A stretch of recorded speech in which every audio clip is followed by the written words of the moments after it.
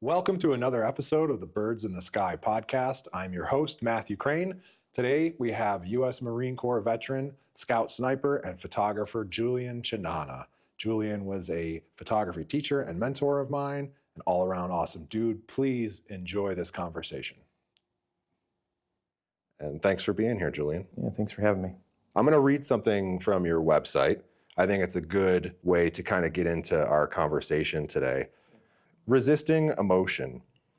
The military calls upon its members to endure varying amounts of stress.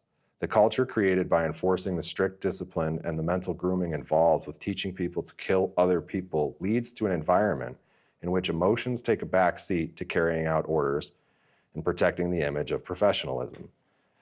As a Marine, I learned to resist emotions, which would have prevented me from taking immediate action and allowed me to make my mission my priority. While the discipline ingrained into Marines allows them to be a superior fighting force, the emotional suppression creates a hostile environment in the mind. The process for the mind to manage stress no longer takes its natural course. Resisting sadness and remorse force the mind to hide those emotions deep inside. However, as this stress continues to build, the mind will leak out in anger, crying fits, and irregular shifts in mood. For this series, I rephotographed images taken during my tours in Afghanistan and Iraq. After revisiting these photographs, I noticed a lot of emotion, which I never perceived before. I noticed a sense of pain and stress hidden in the faces and gestures of the Marines who fought alongside me. I noticed that I was not the only one fighting an eternal battle with stress and the emotional toll created by trying to resist it. I really like that last line. It's pretty dynamic. I'll read it again. I noticed that I was not the only one fighting an internal battle with stress and the emotional toll created by trying to resist it. That's pretty powerful. It's kind of like trying to see your reflection in boiling water, right? You're not going to be able to do it. There's way too much chaos. There's way too much energy in the system. And you kind of have to let that water cool down and stabilize before you can kind of have any kind of semblance as to what's going on. What were you kind of trying to communicate there? When you put those words together, was that for like a show or an opening? So when I put those words together, that was when I started going back to school.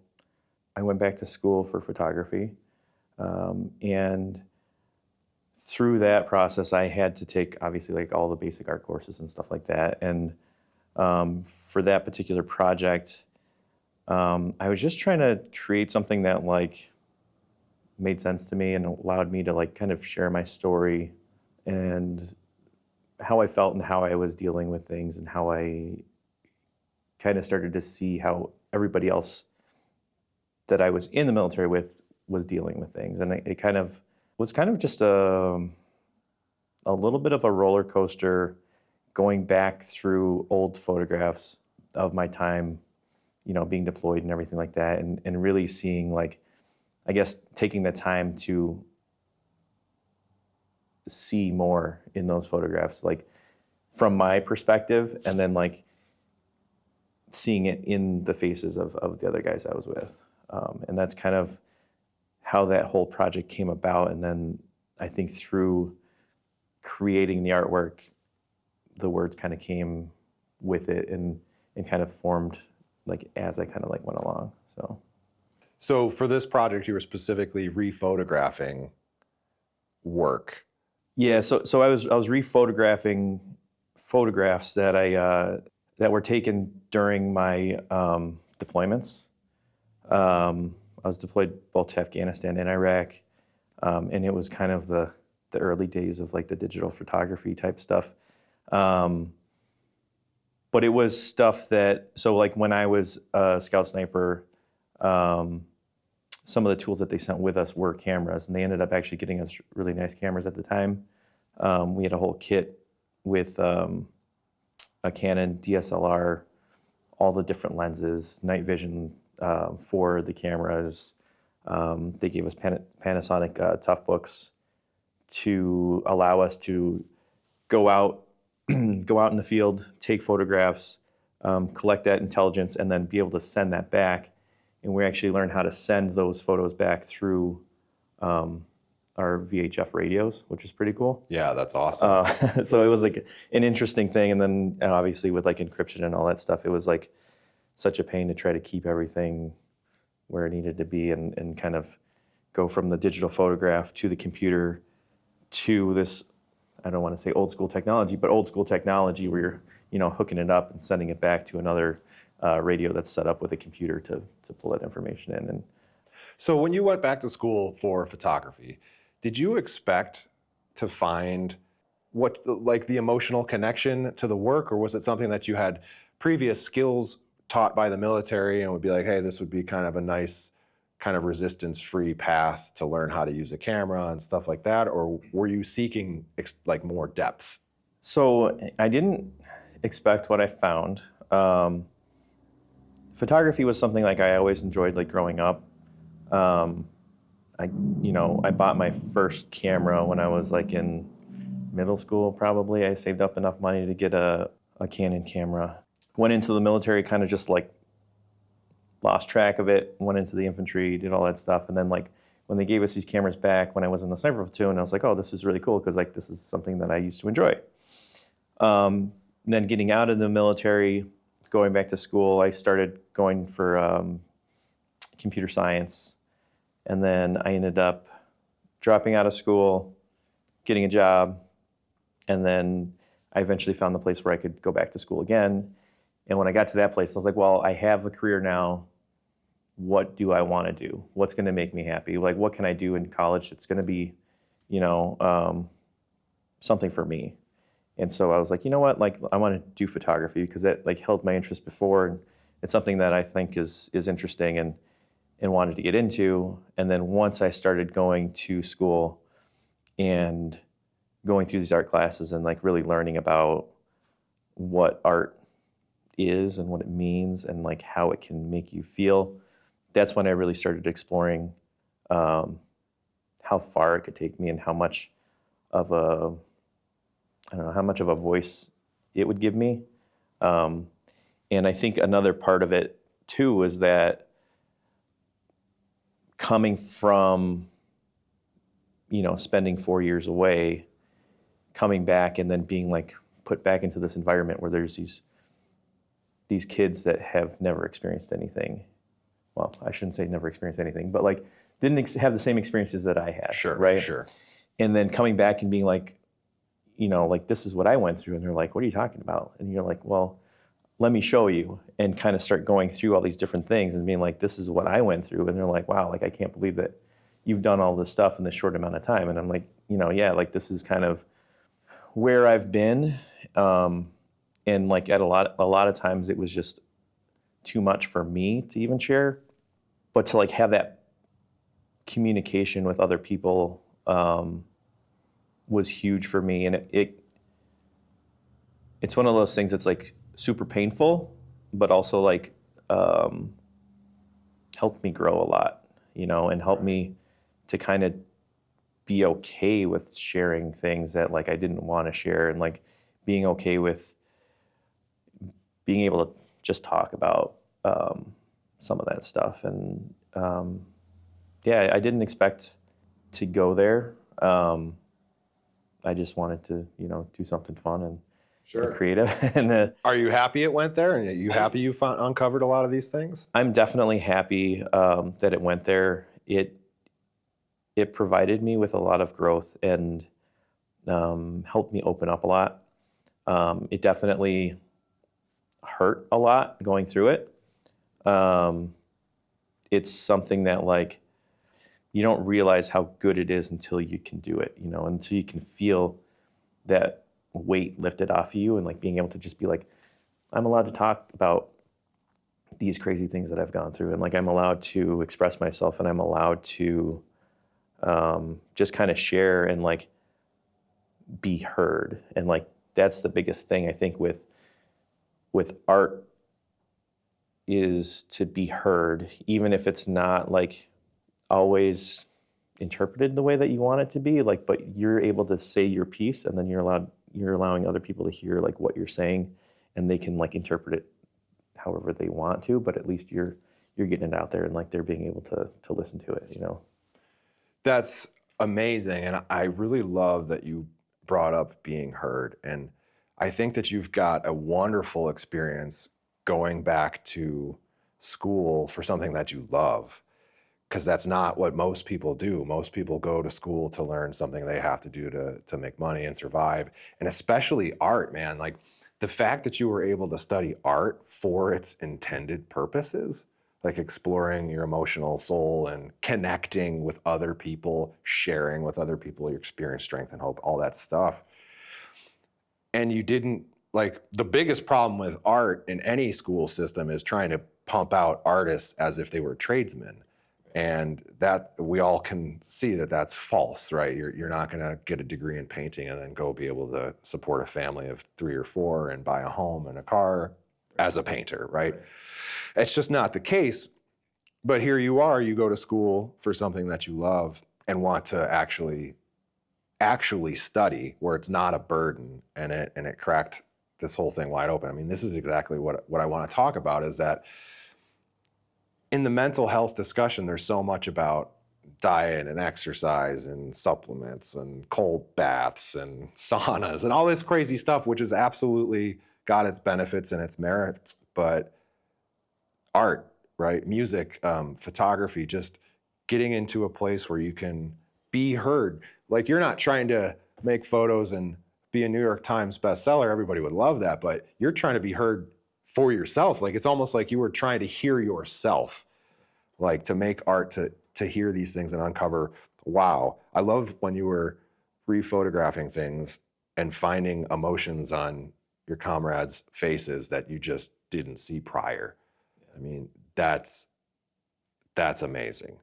While you were deployed on any of your deployments, now I know this isn't like something a lot of civilians can connect with, but in that kind of intensity and the lunacy of war, what did you guys do for fun? Like, how did you, between missions or on downtime, did anybody ever have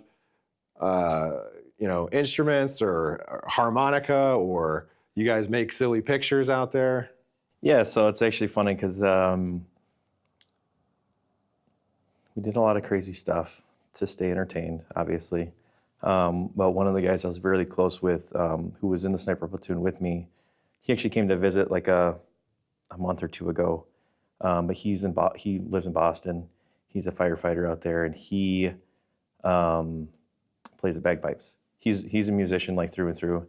He actually was in the Marine Corps in the 90s, got out, and then after September 11th was like, I'm going back in. Came back in. I ended up meeting him. Well, he was on my first deployment, which was on ship. And I didn't really know him until until he came into the sniper platoon. And he brought his bagpipes with him. He brought all kinds of different instruments, the harmonica. I know we had a few people with guitars and stuff like that, and they would kind of just jam out, and like we would just kind of hang out and they'd play some music and stuff like that, and just kind of like unwind. But that was one of the more like iconic things about some of our deployments was my buddy Benny, playing the bagpipes. Like he would get up on top of like the bunker, and he would just play the bagpipes, and it was just like, some people would get like real riled up and be like, yeah, like, oh yeah, this is awesome. And then, you have all the people that are like, what is this? What is going on? Like, just like, let us, Bagpipes are the worst. You either love them or hate them, right? Yeah. So he was actually, like I said, he was here about a month ago, and he's like, oh, I got to play my pipes, make sure they're still in tune. He's like, do you mind if I go in the backyard? And I was like, you know what, just go in the front yard. And I live on a pretty main street. I was like, just go in the front yard. Like, it doesn't matter. Just go march around or whatever. So he, he's outside playing the bagpipes in my front yard, just like marching around, like playing the bagpipes. And there's just people like yelling from their cars and like honking the horns and stuff. And it's really funny. It just kind of like takes me back to, that time when he just kind of he plays them everywhere. So that's fun. Yeah. That's fun. Did you ever find yourself thinking that this is going to be something that, I know you're not teaching, you're not a photography teacher, you don't teach photography, but you did teach our cohorts for the Odyssey workshop about how to tell your story, because it wasn't necessarily a workshop about how to use a camera, right? It wasn't like the fundamentals of photography and lighting. It was really about teaching veterans to tell their stories about their service or transitioning. Transitioning is a huge part. Did you find any challenges when you were getting out of the military, trying to roll back into like civilian world? Yeah, and like I said, like when I first got out, it's an interesting like thrust into civilian life. For me personally, I just felt like keeping as busy as possible was the best solution for me.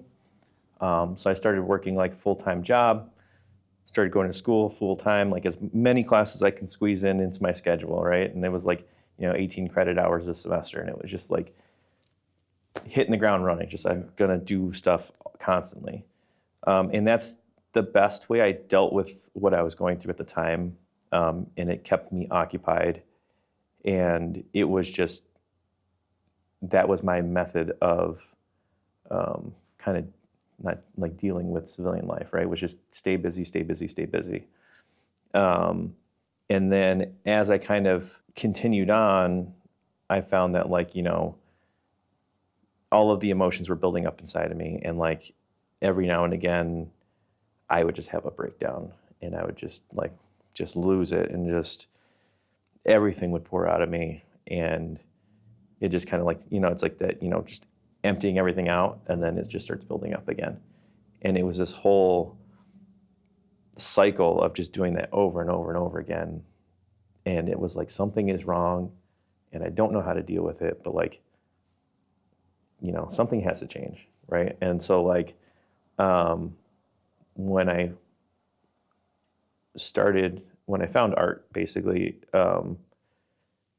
and started being able to share that story, it kind of helped me like just process more, which was great for me. But I think that like I'm kind of getting off track, I think, of what your question was. But the transition from like military to civilian was for me just like a process of like trying to suppress everything and work as hard as I could, as fast as I could, and get everything done, and then like just let it boil over and then start over again. And it was just constantly. And then as I found this ability to share through artwork, it kind of helped me to really like process long term. Obviously still have, the occasional welling up of those feelings, just like anybody else does, but like I don't have the massive like meltdowns anymore, which is like amazing for me. And it's just a big step for me. Awesome. So I like it's really powerful that veterans and honestly anybody that has, because you don't have to be a veteran to have that cycle of like trying to stay completely busy and resist those emotions, right?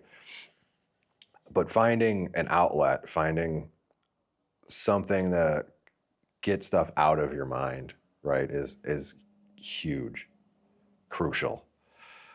In the Marine Corps, as a sniper, are you with a pair? Is it like a two-guy kind of operation usually, a spotter and a sniper? So traditionally, and obviously like through school and everything, it's a pair. You have a sniper pair. It's a you and your buddy, right? You and your sniper buddy. Like through sniper school, it's always you have to be within one arm's distance of your buddy at all times, no matter what's going on. Like you have to use the bathroom, you're going with your buddy. Anytime you have to go anywhere, you're running together. You have to be able to reach out and touch your buddy. As we deployed, we ended up deploying with what we like to call sniper sections, which were basically just 2 sniper teams, so 4 snipers. And a lot of times in Afghanistan, we did do a lot. I shouldn't say a lot, but we did quite a bit of 2-man operations, or operations where we had 2 sniper teams going out to the same area but in different spots, right? So us and our buddy, it kind of evolved through Afghanistan, through our time back from Afghanistan, and then when we went to Iraq, we really embraced kind of like the sniper section, and we kind of beefed it up a little bit where we had a 4-man sniper section, and then we also included a medic, a corpsman. So we had a Navy corpsman, I believe, with every section that we had, and every now and again we'd grab, an extra guy. So we'd have like between like 5 and 6 guys as our team, right? And we go out and do missions in like that small group. But it kind of differed from that traditional 2-man kind of setup. So when you're out, I'm asking this because a lot of my favorite images that you've made are landscape photography. So I'm just curious if that has any kind of follow through from.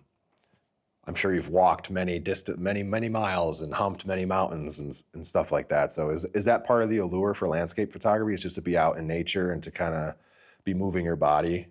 Yeah, I think for landscape photography, for me, is just kind of taking it all in, like being out in the middle of nowhere and there's nobody else around. And it's like this, I don't know, it's just being there and realizing like the environment around you and how small of a part you play in it. And that in a lot of my photography work, like you can kind of see that I have a lot of images that are either landscapes or they're even just environmental images. I like the fruit images that you did too, and I really like those because they're landscapes themselves, right? But then some of them are also they could be very visceral. Yeah. And just knowing you, I just wonder, like, are some of those images, callbacks to some of your visual references from things you've seen in Iraq, Afghanistan? Yeah, so some of it is with those specific images that you're talking about with the fruit. The fruits are always acted upon, right, by man, right?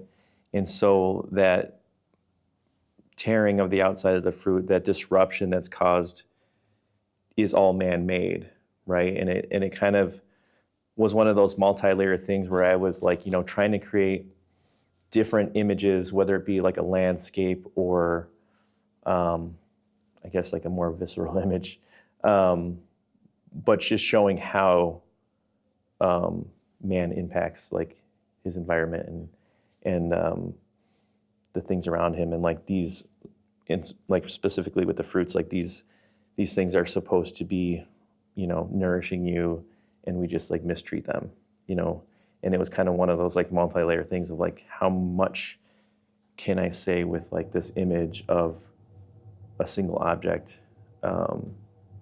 just by, the way that it's framed and the way that it's acted upon. And yeah, that was kind of the whole idea of that. Yeah, it's really cool, especially like just even the language you use to describe them, like the tearing of the flesh, right? I mean, I think of, IEDs and bullets hitting bodies and things like that. Just saying that so people that are listening, if you're curious, for the video, we'll put up some images of Julian's work so that you can see what we're working with. The heater just kicked on, so we're gonna deal with some noise, but that's okay because it's Buffalo and it's very cold outside. Back to teaching with the Odyssey Project. Again, thanks for showing up to be a veteran mentor for that. What was your experience working with other vets and kind of shepherding them in a way through their own experiences? Was it kind of like a hopes that, like, hey, this did a lot for me, and like to try to share that with other people? Like, how did you get involved with that? And what was your experience working with other vets? I got involved basically because one of my professors, when I was in school for photography, reached out to me and he said, hey, there's this photographer, he's trying to do this photography workshop with veterans. He's like, I really think you'd be a good fit. I talked to him about it, and like he's not really sure like if he wants to work with anybody else or not, but I recommended you, and I said at least like sit down and talk with him and show him your work and stuff like that. So that's how I initially got involved. And when I heard about the project and what it was supposed to be, as far as like teaching photography to veterans, and then being able to supply them with the tools to kind of continue on, that's what really grabbed me. Was we're going to be giving these veterans an outlet, and not only are we going to teach them this outlet, but we're going to give them the tools to carry that on.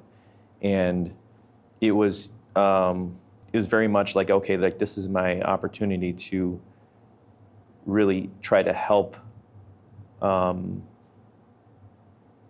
vets like reach that point of being able to talk and being able to express themselves, and then not just like saying like, okay, like this is how you do it, like good luck, have a nice day, but like being able to like give them the tools and give them the cameras and the like just everything, the instruction, the cameras, and then just kind of filling them up with that that ability to express yourself and to talk and to have that that tool at your disposal, is what really like brought me into it. And at the same time, I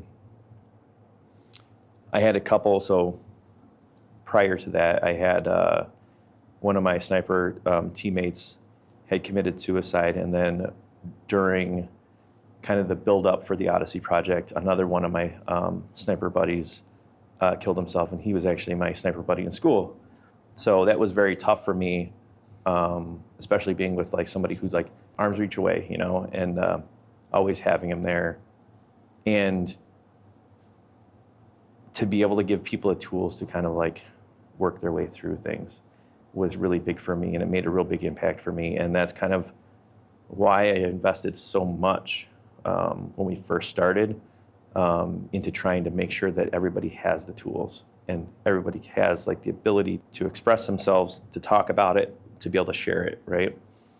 And then actually getting into it and doing like the first weekend of the first workshop, and like just it was a little bit, for me, it was a little overwhelming, having everybody there and like trying to present as like the teacher and like the trying to like do like, okay, like this is how we use a camera and stuff like that. But as soon as we started talking and like started working through like even the first part of the workshop where we were taking portraits of each other, it really helped me to be able to connect and be like, okay, like this is a group of not just like-minded people, but just these are my people, right? And then connect with them, and then being able to share that and just be like, hey, like this is what I got out of it, and like I want you to be able to get the same thing out of it, if not more.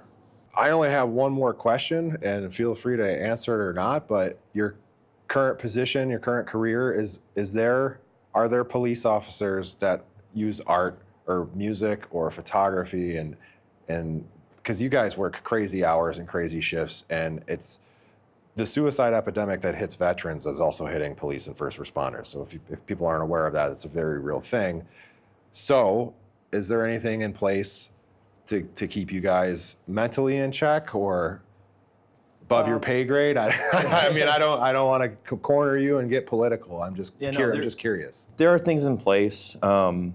It's very traditional in the methodology. Obviously, there's hey, we can get you counseling. Hey, we have these peer groups that you can just call. Call somebody up if you need to talk to them. They're here for you. You're anonymous or whatever. Like the discretion is there if you just needed to talk. And like, I feel like that's a good step in the right direction. Sure. Being able to have an outlet that's available to you, but just, I mean, obviously just living it and like being there. While those are helpful, and some people do take advantage, and I'm sure there's more than I know, take advantage of those things, it's just difficult to pick up a phone and be like, hey, like I'm going through something. Like, and it's 100% understand. It's hard to do that, and it's one of the toughest things to overcome in my opinion, like it's much easier to, pick up a bottle and start drinking. It's easier to try to push it off and ignore it. It's easier to just do all these other things to get around it. You know what I mean? But to call somebody up and be like, hey, I'm having a problem, like that's really tough. And like, I know a lot of people like acknowledge it, but like they don't really, I don't know if they don't understand it, but it's just like the options are limited as far as like, okay, like we can't force people to get help. We can't force people to do this. But like, it's really that it's tough because, and maybe, I don't know, maybe I'm wrong here, but it's tough because of the environment that you're in, and like, you're still in it, right? Like when you're a police officer, you're living in it, you're there all the time, you're working with these people all the time. With the military, I was able to step away from the military, go into civilian life, and transition into something else, and like be able to use that transition as my outlet to start doing new things, to be able to like talk about what happened during that time. But when you're in it, you're still in it, and it's kind of one of those things that's tough to navigate. And like I definitely think that like the big thing is like being able to reach out to people and being able to connect with people, and it's hard to impress upon other people like it's okay to talk about it, especially when you're with people who understand, right? That was the biggest thing with like getting out of the military, is people didn't understand. Like nobody around me was there, and nobody around me was doing the same things that I was doing, or at least I didn't think so, right? Like when I was at school, like everybody else was different, and you feel like you're just like alienated, like you're the only person there that has been through what you've been through. But then you like start to learn that like other people have been through some shit, and like it's okay to like reach out and to talk to people and to kind of like, share your experience, because that's gonna allow them to share their experience with you. And then when you connect with people is when you're really like able to process how you're feeling, and like be able to process with another person is just like, the best way to do it, I think. So, but to answer your question, there are things in place, and I think that like there's a lot of people that are looking to help, and a lot of people who are out there trying to do the right thing, and it's just like, unfortunately, it takes a little bit of something else. Yeah, it's tough, and you actually highlighted something that I never thought about before, in that when you're a police officer, firefighter, first responder, whatever, you're deployed every day. You're not like when you were in Afghanistan, before you went to Iraq, you came home first. You came home from the job, right? And able to sleep in your bed, take showers. But when you're a cop, you're out there every day, and you come home, you're deployed, you're only a few neighborhoods away from your deployment area, and so that makes total sense that you can't really step away from it. Yeah. And that's unfortunate, and the pieces are all there. Hopefully someone smarter than me can put them together and figure out a way to utilize those resources better. But I'm glad to hear that there's something in place. That's awesome. And again, man, I'm sorry to hear about your losses in the sniper community. The whole genesis of this podcast was my brother's suicide, and a lot of other folks that I served with and have gone down that road. So thanks again for showing up for the Odyssey Project. Thanks for coming here and sharing your story. Do you have any work that you're working on now? Any series of photography or pictures or anything? No, unfortunately not. I've been trying to get myself back into it. I haven't had that opportunity yet. I shouldn't say I haven't had the opportunity. I haven't made the opportunity to do that. And Spoken like a Marine. I haven't made the opportunity yet. so like, I stay busy still. I do a lot of work, and I keep myself pretty occupied. But that's just an excuse, to be honest with you. Like, if you want to make the time, you will make the time, and you'll make sure that you do it. And that's kind of one of the things I'm working toward is, making more time for myself, and being able to just, check in every now and again, and just be able to do something that I enjoy, and do it just because I enjoy it, and be able to experience it as as a normal person. I Yeah. guess. You know, just be in the moment, you know, and that's something that like I feel like I don't always get because I'm always like doing this or doing that, like working on something and like, you know, kind of running around constantly. But it's always for something else. You're Right. working, you're doing stuff for the kids, you're doing, you know, this and that. But just being able to like kind of take that time for yourself and just stop and just be in the moment, you know, and I'm working on it. Good. Well, I love your pictures. I love your artwork. And I think it really speaks from a pure place, right? Like doing art not because you're trying to make it as an artist or be featured in the Guggenheim, but making art because you're a human being and you're connected to your experiences and you want to connect other people to their experiences. So, Julian, thanks for coming by. Yeah. This is Birds in the Sky podcast. I'm your host, Matthew Crane. Like, subscribe, stay tuned for more. Follow us on all the social media channels. And that's all we got. Cheers. Thanks, man. Thank you. Appreciate you coming by. I had a couple